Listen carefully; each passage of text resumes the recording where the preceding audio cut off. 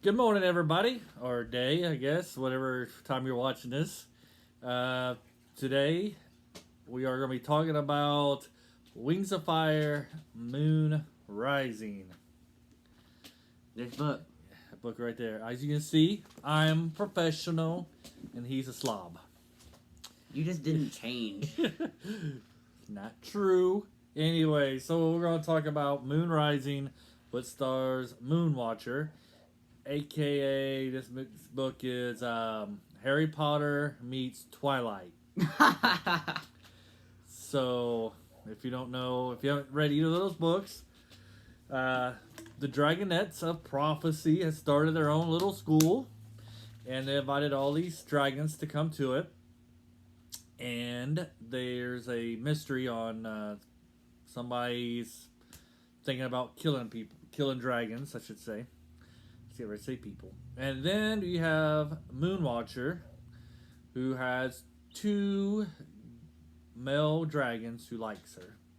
And so, or she's interested in, I guess, right? I think it's just the two that are interested in her. Yeah. So, yeah, you got two dragons who is interested in her. She doesn't seem as interested at the beginning, right. So, of course, if you watch Twilight, you got the one girl with two guys competing for. Or you got the isosceles triangle thing. Yeah, so that came from. So that's kind of what you got in this book. Yeah, that's what you got in this book, right? Yeah. Now, do people just call her Moon though? Yeah. Yep. She prefers to be called Moon, and she is a Nightwing, and she's different from the Nightwings because unlike them, who are born in a volcano, she was born outside under the moons, and so she has the power of prophecy and the power to read minds, and she hates them both. And she hates them both because her mother's like, you gotta stay out of people's heads and all these things, and then she's just cursed.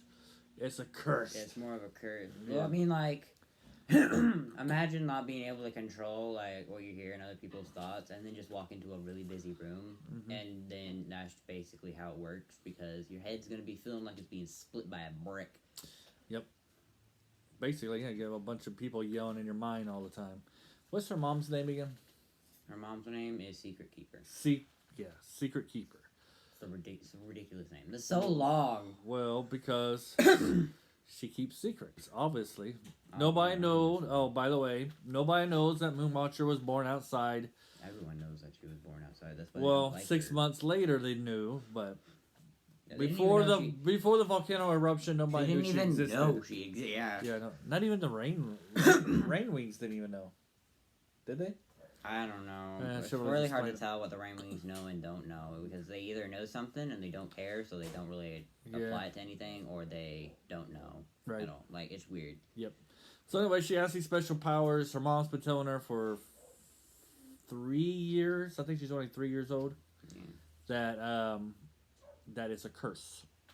And so the book touches on a few topics, and we'll do that right now. Talk about it. First one is, excuse me.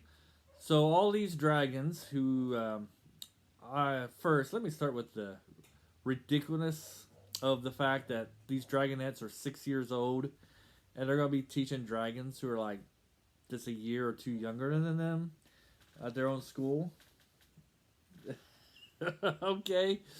They're fully grown now. But they do, yeah, but they're only like 2 years older, most of these dragons at their school. Yeah, well, they're fully grown, and that's a big difference in the dragon. I can understand if they started, well, I guess so. I can understand if they started it and they had recruited older dragons to teach these other dragons. They recruited Webbs. Yeah, so Webbs from the original 5 books, the first 5 books, is a history teacher.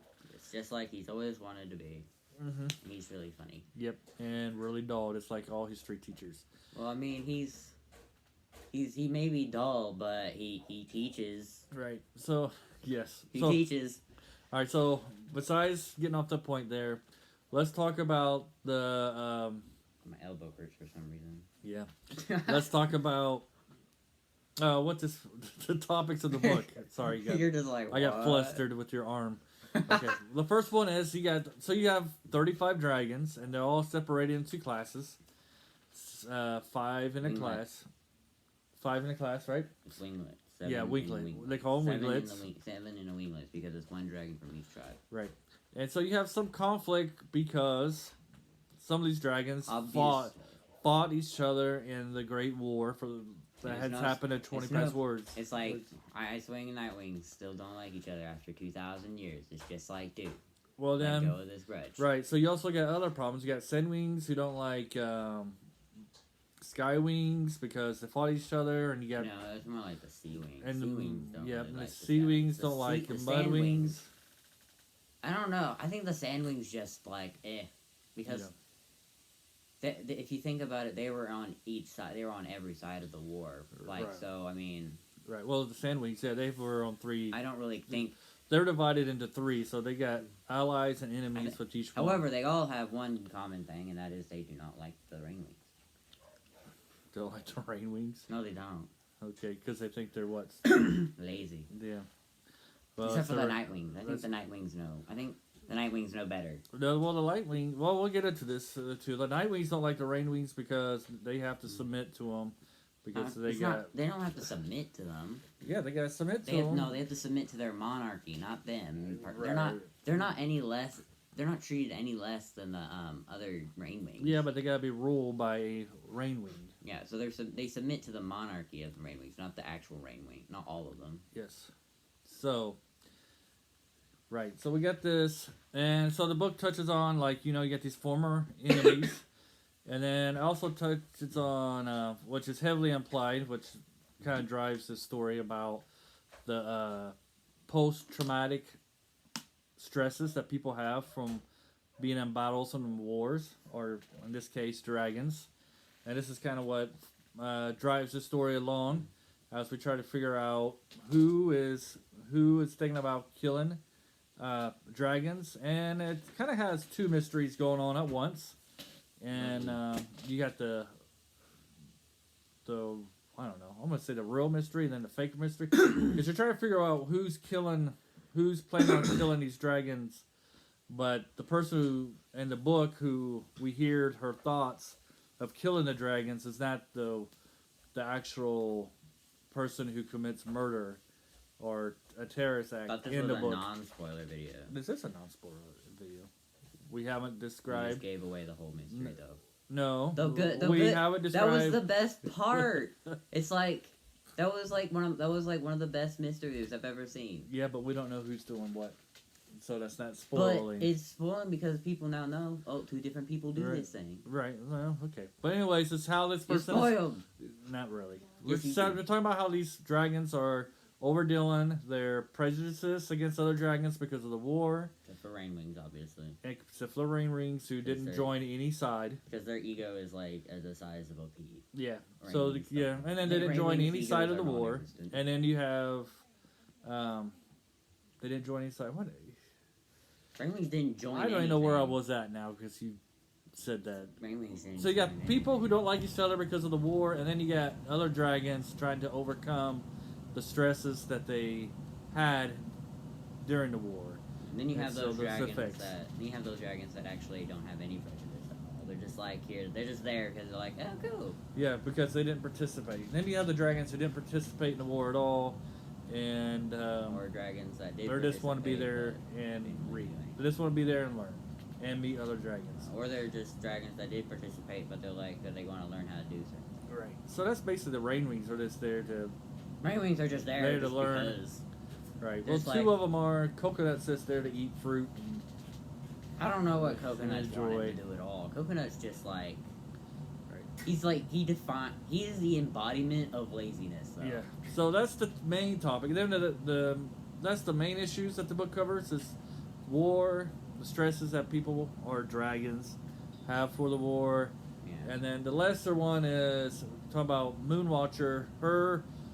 Her character growth is that she's been alone all the time. She has this great ability that she has to hide, and her trying to get over and meet new friends and being through the stresses of first day of school. But obviously, Kinkajou is her first friend. Right. So in her winglet, she meets. They're clawmates. Yes, her clawmates. There's winglets and clawmates. Right. Clawmates are the people you share your room with, and then the winglets are the people you go to school with. Right. And usually you have your clanmates in your meat. Right. So, yeah. So, fortunately for her, because she's she's pretty shy, she has Kinkajou in her room. Kinkajou and she has Kinkajou and a Skywing named Carnelian. Yep. And Kinkajou's, as you saw in book 3, in book 4 and 5, she's very outgoing. And then you have the complete opposite, which is Carnelian. Carnelian. Who's a Skywing. Who just doesn't want to deal with anyone right at that point. It's just like, just shut up. Just leave me alone. That's all she really cares about. Yep, she's just in a corner. Sitting there with her wings over her head, trying to go to sleep and trying to ignore Kinkajou screaming at her. Because she has to deal with Kinkajou talking all night and Moonwatcher Kinkajou talking all day and Moonwatcher talking all night in her sleep. Yeah, so she's just like, I'm gonna go insane. Right, she's what now? Alright, so that's the main topics, I think. Personally, I think Tui did a good job describing, the stresses of war and the feelings that somebody would have being alone and going to school for the first time and having this amazing ability and trying to keep it as a secret. What do you think? Oh, sorry, I wasn't paying attention. What? I was watching the background. I was like, movie! I said, what do you give this? Do you give it a recommend, not recommend, or recommend with caution? Recommend. Recommend? Right. And a good thing, I recommend it too. The good thing about this book is that you don't have to read the first 5 books because it starts a whole new storyline. I mean, it'd be nice if you read the first 5 books. Right. You know what's going on if you read the first 5 Right. You would have a little bit more background, but you can read this. But you can read this without. Yep. And it's probably one of the better books of the series. Probably in the top 3 or 4, I would think. But obviously, your number 1 is 3. I change all the time. I like this one a lot. This one a lot. You did? You like it more than 3? Wait, I asked you after you read all the books which one you liked the most, and you're like 3. I'm like, well, okay. that was back then. This is new, and probably change next week. That is good. Yeah. So it's a good. So we both recommend this. Yeah. You got anything else you wanted to talk about? This is obviously part 1, the non-spoiler ones. Also, we would like to thank our new subscribers and our the person who commented, because we need comments. We love comments. We love feedback. Also, thanks for subscribing. You know who you are if you're watching. Comment if you want a shout out, obviously, and share, like, subscribe, hit the bell so you don't miss anything. So we're really glad that we're really happy that we got new subscribers, because to be completely honest, I didn't really think we'd get anything. All right, until next time, bye bye. Adios.